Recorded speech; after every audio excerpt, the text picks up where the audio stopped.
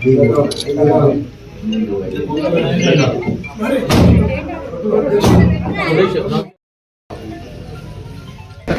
మనకు నిధులు వస్తాయి. ఒక్క ఎలక్షన్ కోడ్ తర్వాత మీ ఊళ్ళో ఎన్ని ఇల్లు కావాలన్నా ఇచ్చే బాధ్యత మాది.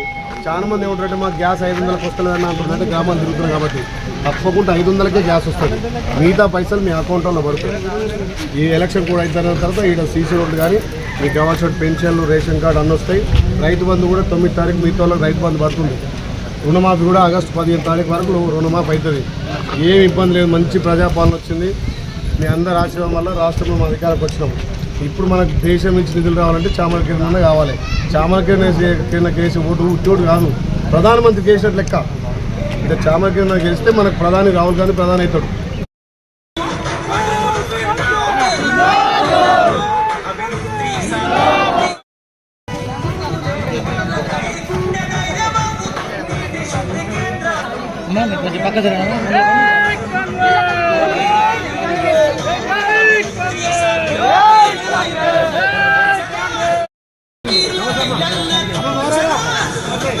రాజీవ్ గాంధీ గారు దేశం కోసం ప్రాణ త్యాగం చేసిండు.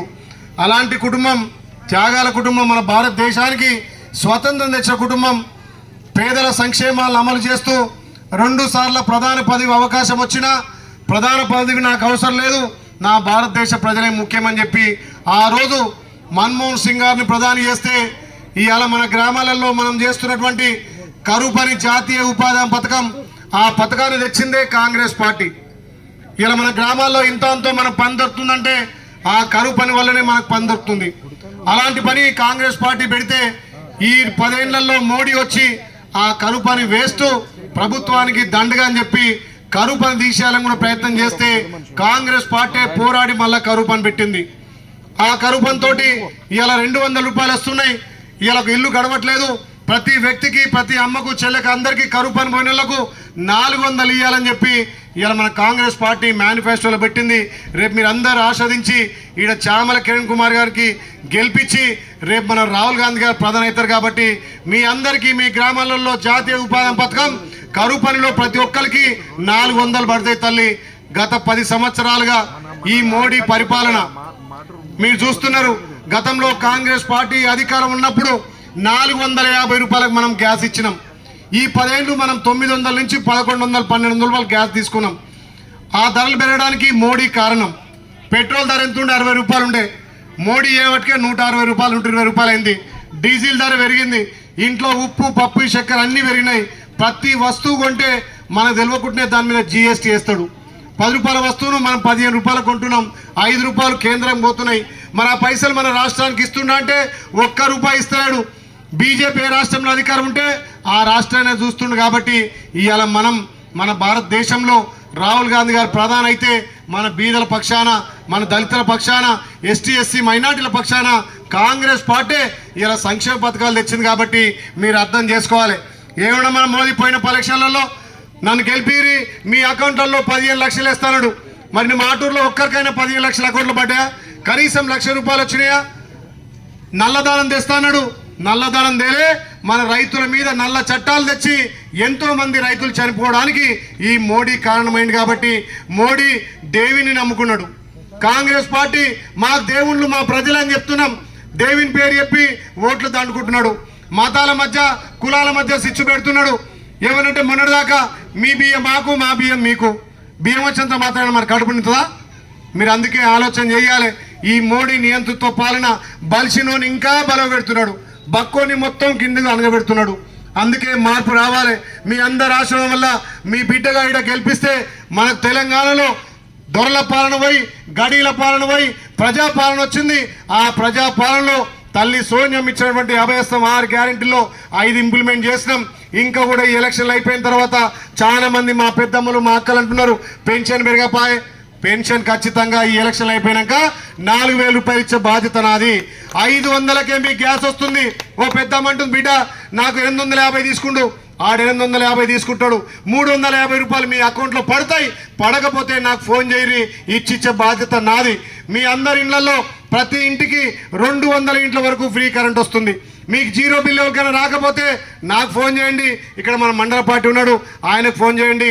ఏదన్నా రేషన్ కార్డు మ్యాచ్ కాకుండా, మీటర్ నెంబర్ మ్యాచ్ కాకుండా ఎవరికైనా రాకపోతే కూడా ఖచ్చితంగా ఇప్పించే బాధ్యత మేము తీసుకుంటాం. ఈ ఎలక్షన్లు అయిపోయిన తర్వాత ఈ గ్రామంలో రేషన్ కార్డు కానీ, పెన్షన్లు కానీ అన్ని విధాల రైతు బంధు కూడా 9 తారీఖున ఎవరికైతే రైతు బంధు వల్లేదో ఈ ఎలక్షన్ల లోపే రైతు బంధు ఇస్తున్నాం.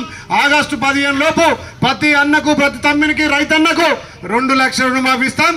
మళ్ళీ ఇక్కడ ఉన్నటువంటి మీ నాయకులతోటే బ్యాంకులలో మళ్ళీ రుణం ఇప్పించే బాధ్యత మాది. మోడీ ఏమున్నా దేశాన్ని విచ్ఛిన్నం చేసి మళ్ళొకటి రిజర్వేషన్ తీసేస్తా అంటుండు. చాలా మందికి మా అక్కలకు, చెల్లెలకు, మా తల్లులకు రిజర్వేషన్ తెలియదు. రిజర్వేషన్ ఉంటేనే మన పిల్లలకు ఉద్యోగాలు వస్తాయి. రిజర్వేషన్ ఉంటేనే ఇవాళ ఈ స్టేజ్ మీద ఎక్కి మాట్లాడగలుగుతున్నాం. ఏమున్నా ధనికులకు కొమ్ము కాయడానికే మోడీ రిజర్వేషన్లు తీసేస్తా అంటున్నాడు. ఇవాళ ఎస్టీ, ఎస్సీ, బీసీ, మైనార్టీలకు అన్ని విధాల ఉద్యోగాలు కానీ, రాజకీయాలు కానీ, అభివృద్ధి విషయంలో రిజర్వేషన్లు తీసేస్తే మనం అధోగతి పాలవుతాం. కాబట్టి ఖచ్చితంగా మీరు ఆలోచన చేసి ఈడ చామల కిరణ్ కుమార్ వేసే ప్రతి ఓటు మన రాహుల్ గాంధీ గారిని ప్రధాని చేసే ఓటు. కాబట్టి ఆ త్యాగాల కుటుంబం నుంచి వచ్చిన వ్యక్తి రాహుల్ గాంధీ గారు ప్రధాని అయితే మనందరికీ మన భవిష్యత్తులో మన గ్రామాలు, మన మండలాలు, మన జిల్లాల అభివృద్ధి. కాబట్టి మీరు ఆలోచన చేయరు. కేసీఆర్ దుర్మార్గ పాలనతోటి ఇప్పటిదాకా తెలంగాణ మొత్తం అప్పుల రాష్ట్రం అయింది. మనం అధికారం రాగానే అప్పులు తెరుపుకుంటూ మనం ఇచ్చినటువంటి హామీలను ఒక్కొక్కటిగా ఇంప్లిమెంట్ చేసుకొస్తున్నాం. ఈ ఎలక్షన్ తర్వాత మీకు రుణమాఫీ కానీ, శాంక్షన్ అయినటువంటి పెన్షన్లు కానీ, కొత్త పెన్షన్ కానీ, ఇందిరా మిల్లు కూడా ఈ గ్రామంలో మీ సమక్షంలో ఎవరైతే ఇల్లు లేని వాళ్ళు ఉన్నారో వాళ్ళందరికీ ఇల్లు ఇచ్చే బాధ్యత నాది. గౌరవ ముఖ్యమంత్రి ఆలేరు నియోజకవర్గానికి 3500 ఇల్లు ఇచ్చిండు. ఈ గ్రామంలో మీ గ్రామ సభ ద్వారా ప్రతి సంవత్సరం 30 నుంచి 40 ఇండ్లు, ఈ 5 ఏళ్లలో 150 ఇండ్లు మీకు కట్టిస్తానని చెప్పి మాట ఇస్తున్నా. మాట అంటే మాట మీద ఉండే పార్టీ కాంగ్రెస్ పార్టీ. నేను ఒకటే చెప్తున్నా, మీ బిడ్డగా ఆస్వాదించరు. మీ బిడ్డగా ఇంకొక చామల కిరణ్ కుమార్ ఆస్వాదిస్తే నాకు తోడుగా ఇక్కడ రాష్ట్రం నుంచి నేను, కేంద్రం నుంచి ఆయన నిధులు తీసుకొచ్చి ఈ గ్రామాన్ని, మండలాన్ని అభివృద్ధి చేసుకుందాం. ఈ రోడ్డు కూడా ఇప్పుడే పెద్దలు సంజీవని చెప్పారు. కాబట్టి ఖచ్చితంగా ఈ 2 రోడ్లు ఈ ఎలక్షన్లు అయిపోయిన తర్వాత శాంక్షన్ చేసి ఇక్కడ కుల భవనాలు కూడా కావాలని అడిగారు. తప్పకుండా కుల సంఘాలకు కూడా భవనాలు, మా అక్క చెల్లెలకు మహిళా భవన్ కూడా నేను హామీ ఇస్తున్నా. మీ అందరి ఆశ్రయంతో ఇవాళ మీరు ఎమ్మెల్యే గెలిపిస్తే ప్రభుత్వం గుర్తించి మీ బిడ్డగా ప్రభుత్వ విప్ కూడా ఇచ్చింది. కాబట్టి మీ అందరికీ నేను ఎమ్మెల్యే కాదు, మీ బిడ్డగా సేవ చేయడానికి ముందొస్తా. నాకు తోడుగా చామల కిరణ్ కుమార్ వస్తే ఇద్దరం కలిసి ముందుకు పోవడానికి ఉంటుంది. ఎల్లగా మా పెద్దని ఒక సామెత చెప్పిండు, ఎడ్ల బండి కడితే ఒక ఎద్దును మనం బండి కట్టినాం, ఇంకొక ఎద్దు కావాలి. మరి అలాంటిది 2 ఎడ్లుంటే బండి ఈంచెలా మూటకొండూరు దాకపోతుంది, ఆలేరు దాకపోతుంది, రాజపేట పోతుంది, హైదరాబాద్ పోతుంది. మరి ఇంకో ఎద్దును కడదామా, లేకపోతే ఇంకొక దున్నపోతుని తెచ్చి కడదామా? ఎద్దును కడితే ఇద్దరం కలిసిపోతాం. దున్నపోతం కడితే అది వెనక కూస్తా, నేను ముంగట కూస్తా. అభివృద్ధి మళ్ళా కుట్టుపడుతుంది. అంతేనా కదా? 2 ఎట్లా గెలిపించాలి కదా. ఒక ఎత్తున ఎట్లా గెలిపించి మీ బిడ్డను ఇంకొకరికి గెలిపి